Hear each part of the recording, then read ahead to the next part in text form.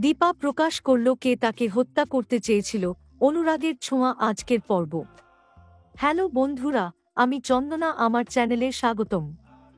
সর্বশেষ সংবাদ আপডেট পেতে দয়া করে চ্যানেলটি সাবস্ক্রাইব করুন এবং বেল আইকনটি টিপুন। আজকের পর্বে দেখা গেল দীপা অনেক দিন ধরে যে আতঙ্কে দিন কাটাচ্ছিল, অবশেষে তার রহস্য উন্মোচিত হল। কয়েকদিন আগেই একটি প্রাণঘাতী হামলার শিকার হয়েছিল সে, যেখানে গাড়ির ব্রেক কেটে দেওয়া হয়েছিল। সৌভাগ্যবশত অনুরাগ ঠিক সময়ে পৌঁছেছিল এবং দীপাকে রক্ষা করতে সক্ষম হয়েছিল। কিন্তু আজ দীপা প্রথমবারের মতো স্পষ্টভাবে জানিয়ে দিল কে চেয়েছিল তার প্রাণ নিতে। ঘটনাটা শুরু হয় রাতের খাবারের পর, যখন পরিবারের সবাই বসেছিল ড্রয়িং রুমে। দীপা চুপচাপ ছিল, যেন কিছু একটা বলার অপেক্ষায়। অনুরাগ তার চোখে এক অদ্ভুত দৃঢ়তা লক্ষ্য করল। আমি আর চুপ থাকব না, দীপা বলে উঠল। আজ আমি জানিয়ে দেব কে আমাকে মেরে ফেলতে চেয়েছিল।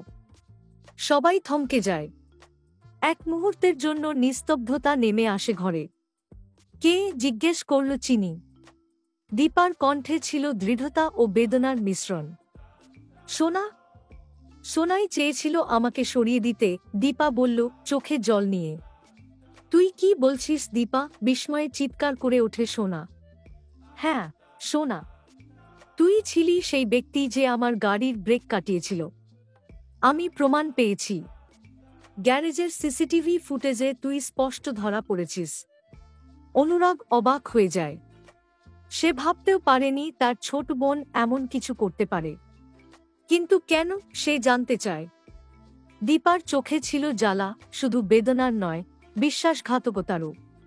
সোনা সব সময় মনে করত আমি তোর ভালোবাসা চুরি করেছি। ওর মনে হিংসা জমে গিয়েছিল। ওর বিশ্বাস ছিল